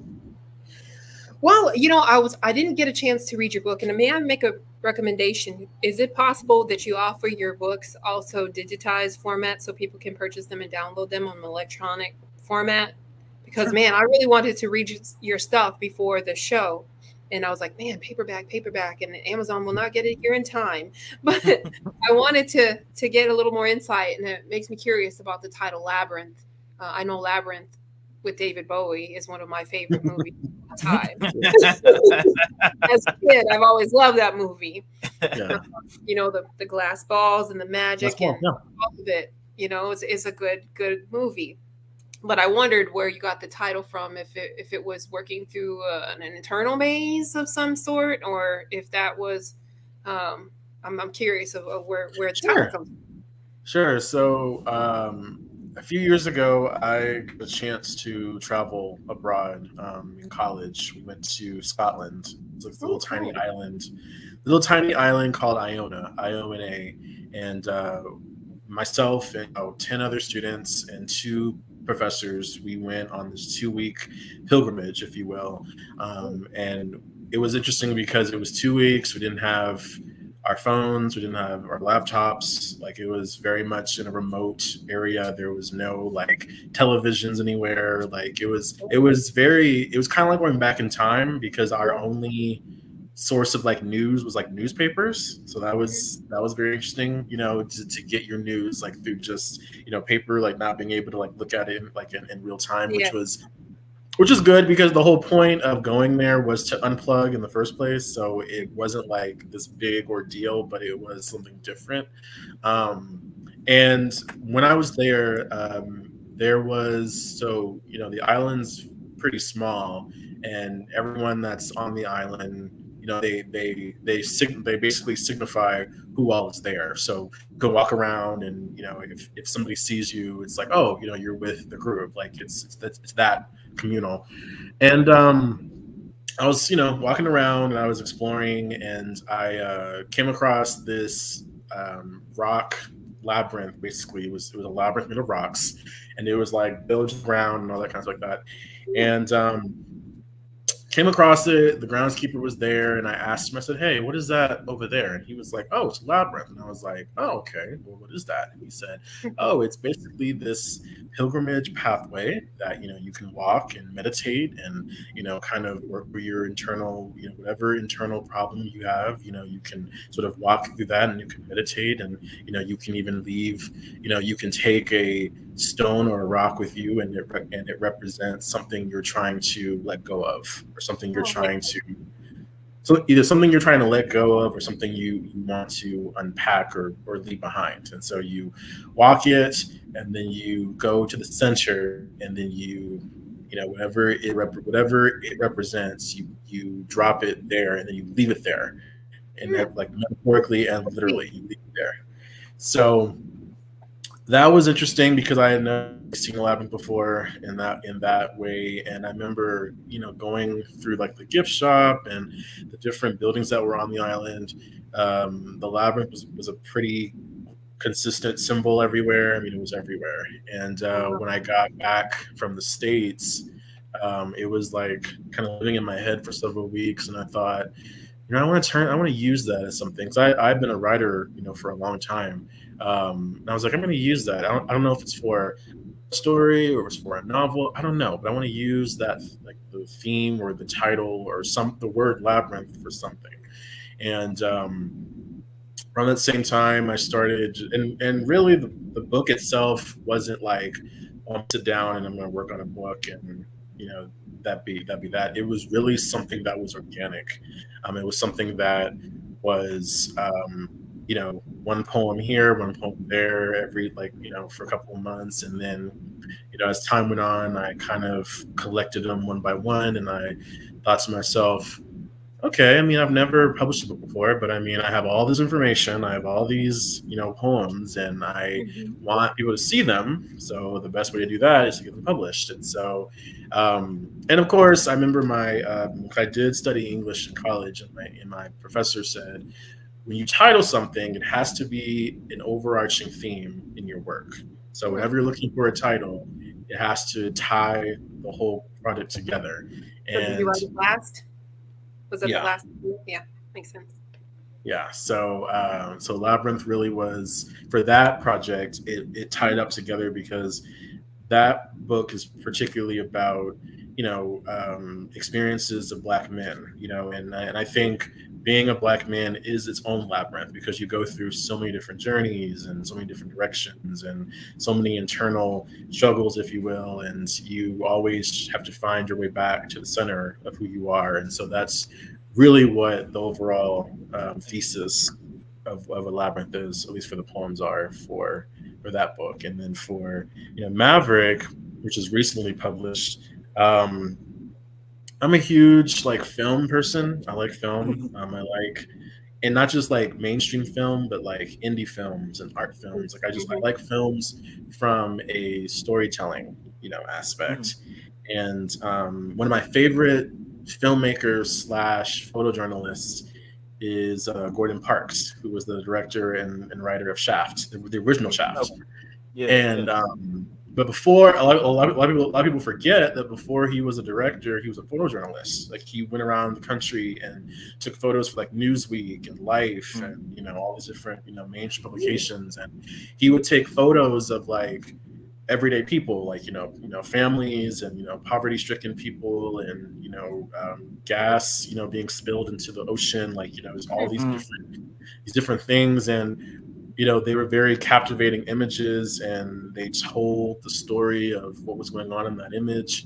And I was very much during the pandemic, I was very much influenced and perturbed by the state of gentrification in my hometown of San Antonio. So a lot of areas, particularly minority areas, Hispanic and Black owned areas, are being largely gentrified. A lot of the homes are being the taxes are going just sky high, and businesses are being pushed out, and in their places are these brand new state of the art techie businesses that are run by these, I hate to say this, but these kind of pseudo woke white people. Because I feel like, it's just my opinion, but I feel like they, and I've had this conversation with my friends, like even my friends who are friends with these white business owners who they come across as meaning well, and they come across as someone that wants to quote unquote understand, but their actions are very much motivated by commerce and motivated by greed, and so that kind of contradicts with their coming with, and so I was just very much perturbed by that. And I, of course, during the pandemic, everything was shut down. So, I, like many of my friends, would just drive around the block, just to get out the house for 2 hours, just get some fresh air. You know what I mean? And I sort of had this renewed sense of pride in my hometown that I hadn't had before, or if I had in the past, it was like a long time ago. And I was just seeing like these buildings that were once like monuments of the community are now like dilapidated and completely like just torn down. Or I remember my friends and I, so one of our favorite water parks on the Black and Hispanic side of town is called Splash Town. And I'll never forget the day that we got the news that it was not only was being closed down, but it was being torn down, and in their place was some famous family that owns like cars in the area. They're opening up a car lot over there. And so I write for our local paper, and I basically called them out in the article. Oh wow! Ruffle some feathers, huh? Yeah. I mean, yes. I mean, if I'm being completely honest with experience, yes, because I feel like it wasn't something that any of us knew. Any of us knew about it, and I feel like that's the only. And to me, that's the only water park that was accessible to people on that side of town. I think the nearest water park or amusement park in San Antonio, the two remaining ones are on the northern parts of town, where it's largely suburban, it's largely white, it's largely overpopulated. If you don't have a car, it's hard to get over there. You know what I mean? So it's just like these things aren't happenstance. This is intentional disenfranchisement, displacement. And it's, for me, it's like again, you hear about it in political spaces, and they have these giant forums about it and things like that, and they they bang their chest about how we're going to do the right thing, and we're going to put the community back into we're going to put this back to the community, and so on and so forth. But one of the things that I appreciate, the privileges I appreciate as an artist, is that I'm able to go in directions or go further than, say, a politician, because there are no rules. There's no rules. You kind of can go as we've seen with Kanye West. You can go as far as you want, or wherever you want to go. So for me, I just really wanted to get the point across that these places, these buildings that are now being torn down or falling apart, once had life in them. People used to live here, and they used to, dream here, and they used to, go and sit on the sidewalk and think about their city, and now it's like you literally feel like it's a ghost town because it's just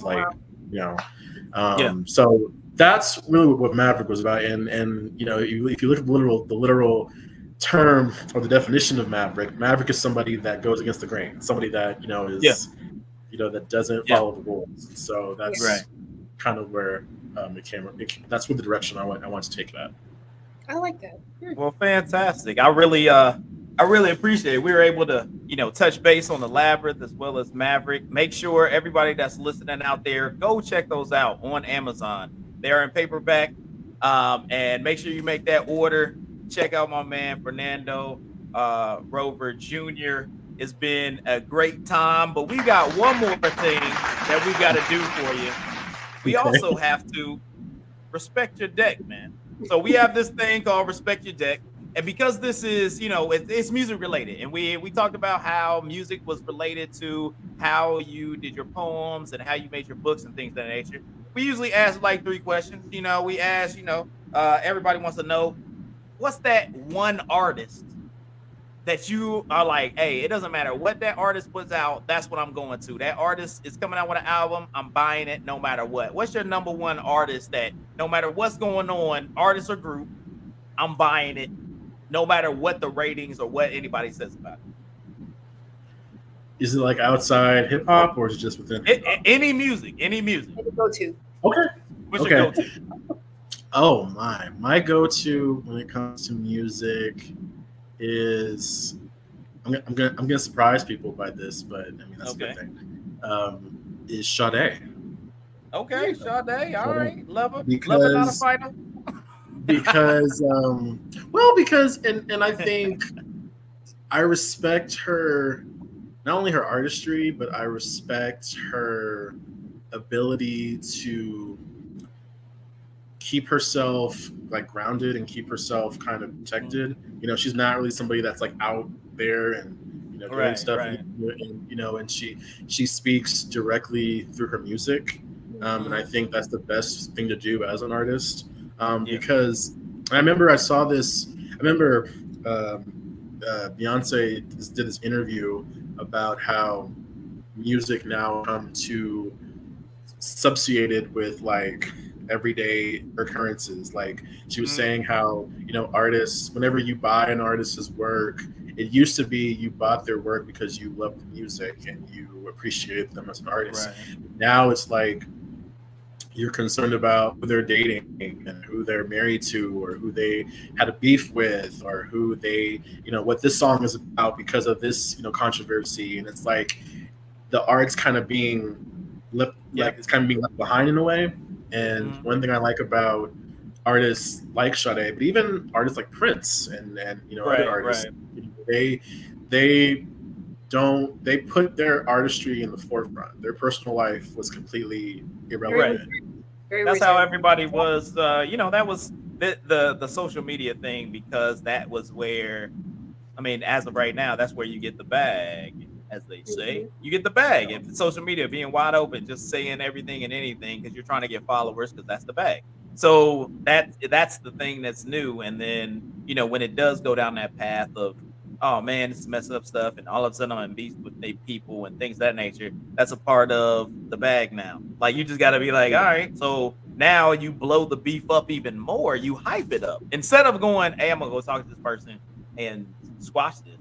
No, let's blow it up as much as possible and say outlandish things, and then a month and a half from now, or we may be saying stuff going, hey, I'm gonna say crazy stuff, just don't worry about it, it's not real.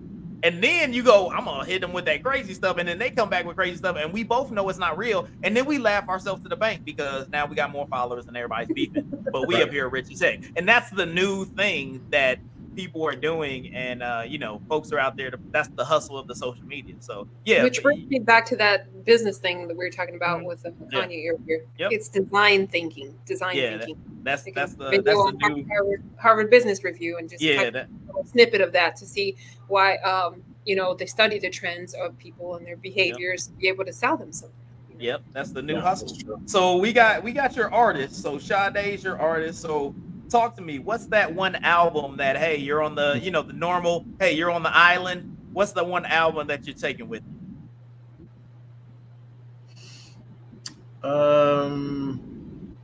It would definitely have to be her fourth album, Love Deluxe. All right. To me, No Ordinary Love is probably one of the best, if not the most beautiful love song that I've ever heard in my entire life. And not only that, but just the video. The video is just I mean, hey, that was a joint, man. Just like her. Eccentric. She really was we're talking about there's so much controversy about Ariel being black, but she was a black mermaid back in the 90s. Yeah, so was. It was one of those things where just the concept of the video and just how there's no dialogue, there's no storyline. It's just there's storyline, but the music tells a story. So I do appreciate that. So we got album Love Deluxe. And your artist, not just that song, but there's there's Cherish the Day, there's Pearls, there's Life, all those good ones. So so then if you were on an album or on an island and you had one song that you had to play the entire time you're there, what is that one song from any artist that you would play? Or what's your if you're a workout person or whatever is that one song that just turns it up or gives you that emotion or gives you that feeling or keeps you sane. That too. You can be by yourself on the island. Yeah, for sure. Have something to revisit. I would repeat the same answer. It'll be No Ordinary Love. Okay, No Ordinary Love. There you go. Hey man, we have found the Sade fan. It's here. You know what I'm saying? Look, and I'm gonna give you all the applause because you are our first Sade. We've had a lot of Tupac on here. We've had, we've had a whole bunch of different hip hop joints. But Sade, you are the one bringing Sade to the table for season 2. I really appreciate it, man, because I give no ordinary love. I mean, now that's a jam right there. They be doing it. We got Sade out here. So we were respecting your deck. We always respect your deck. Those that are out here interview wise, we want to make sure that knowing that music influences everybody out here in anything that they do. They play it in their car, they play it at work, you hear it in elevators. Music is always an influence, and we wanted to see what influences you to make the great books and poetry that influence you on a day-to-day basis. So we really appreciate you once again. Thank you so much for coming through, interviewing with it. Go out, check out his books, Maverick and Labyrinth. You can find them on any bookshelves that are out there. You can get it through Amazon and things of that nature. So go check it out. Go pick it up for Fernando Rover Jr. Now, we're going to move on to the last piece. We got the top almost 4 things that I've thought up in my brain and what I like.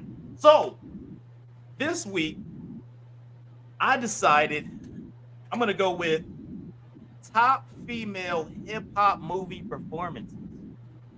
So I'm going to give you my top 4 hip-hop female movie performances. So we usually talk about the males in the hip-hop movies.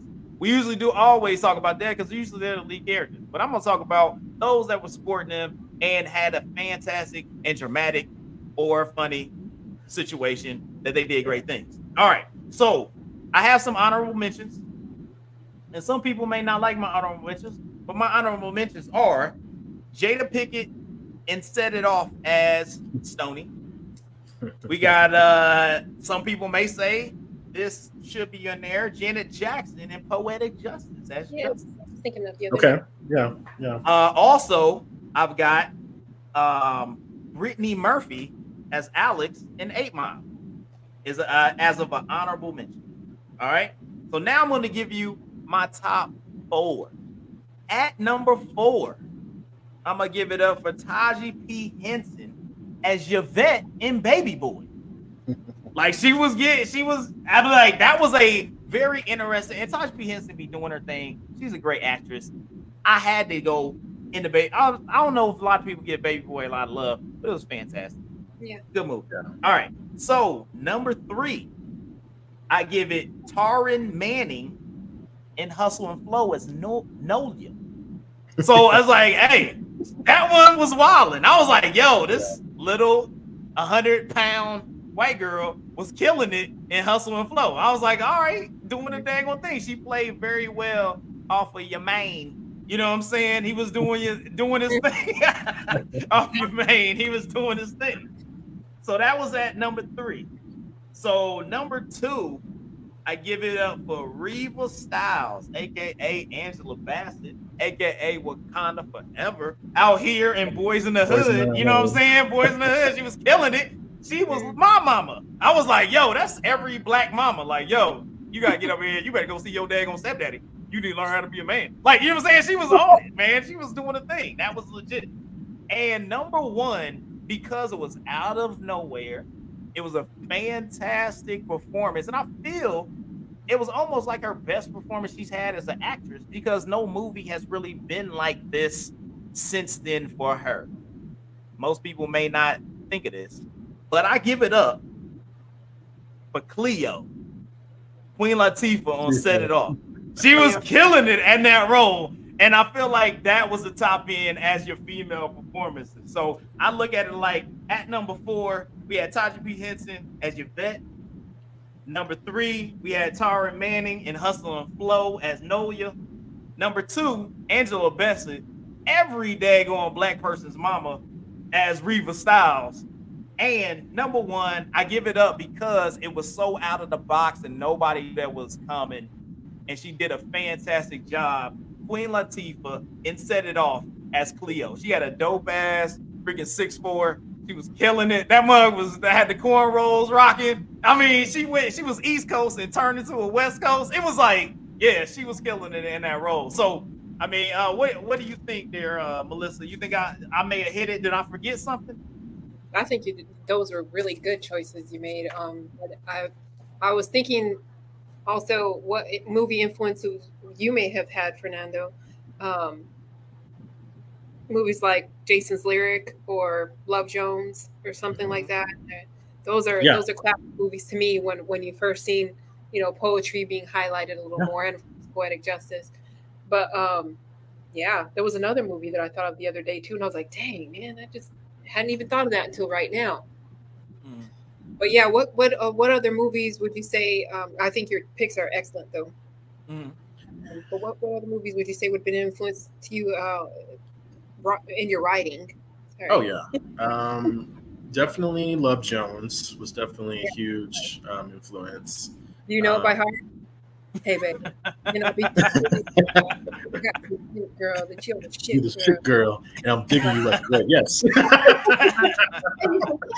Man, I was like, yes. Yes, no, definitely. I definitely like that. Brown Sugar was Brown J. Sugar. Diggs. I would say that's a great one. And then also I would definitely say Alfred Woodard and Crooklyn. I think that was a huge huge film, and just very dramatic and very spot on. And then also just growing up as a I was the youngest. I'm the youngest grandchild. So like movies like Soul Food were so huge because it was very much like you saw your family in that. I mean, what family didn't have Sunday dinner? And then of course when when you have like spats and you go back and forth with your family, like y'all always come together. So I definitely is definitely one of my favorite movies, and I every time it comes on, or like now it's on Hulu and Netflix now, so like I can watch it whenever I want to now. So like that's always good time. Yeah, for sure. If I would have just panned it as full black movies, it would have been probably a totally different list. But I tried to keep it more in that hip hop grimy, or in that area. I really like that character she played. Brittany Murphy played in 8 Mile. 8 Mile in general. That movie was awesome to me. And I've had so many jobs in my life. My first job was paper route, and I worked in a factory. I used to clean. I had so many jobs, hard jobs, labor jobs before I got to where I'm at now.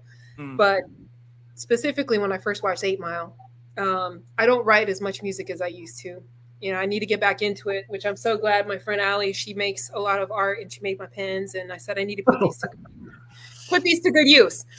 But I used to write more music and more poetry and things like that. And just, I guess I write more for school than I do now I think it would help as a form of therapy. Yeah. I mean, because I don't get it out as much as I should. It's just stuck in there. Yeah. Gotta let it out. Let it out always. Yes. But that movie 8 Mile, where he is working in the factory. I worked in a bookbinding factory when I was in high school. Well, actually, after graduation, it was a bookbinding factory. We used to bind those big Lowe's catalogs. Yeah.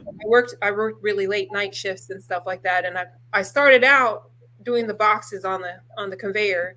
And then I moved up to the shrink wrap machine and this machine was very dangerous. It chops down and it cuts the shrink wrap. You have to put the book in, slide it in enough to move your hands, and it chops down and it goes through a shrink wrap heated thing where it kind of like melts the plastic to the book. Right. But it is something you don't want to do when you're a little tired. You know what I mean? Yeah, understandable. But the sound of that do is how I actually wrote one of my songs. And so when I first saw that 8 Mile, I was like, oh, I feel that. Yeah. You hear beats, it's street sounds, it's things around you. Right. It's just like you said, you write present, past, whatever. And everyday occurrences. Yeah. You pull from it, you know what I mean? And I was just there trying to keep myself focused, and I had a little beat in my head, and that's how I wrote it. There you go. So that to me is an influential movie to me, just from that scene, you know? Yeah. It's always something out there. I know music is, like we said, music is an influence on anybody and everybody. It's always around you. It's somewhere. It's in the elevator. It's when you go to Walmart. Like you don't understand the amount of music and the amount of influence that's out there. And music is poetry. It's poetry put to instruments. So make sure, like we said before, we've enjoyed having a great award-winning poet out here. Go check out his books, Labyrinth as well as Maverick. You can find them on Amazon. Once again, it's Fernando Rover Jr. that is here with us. And we are getting ready to step out of here.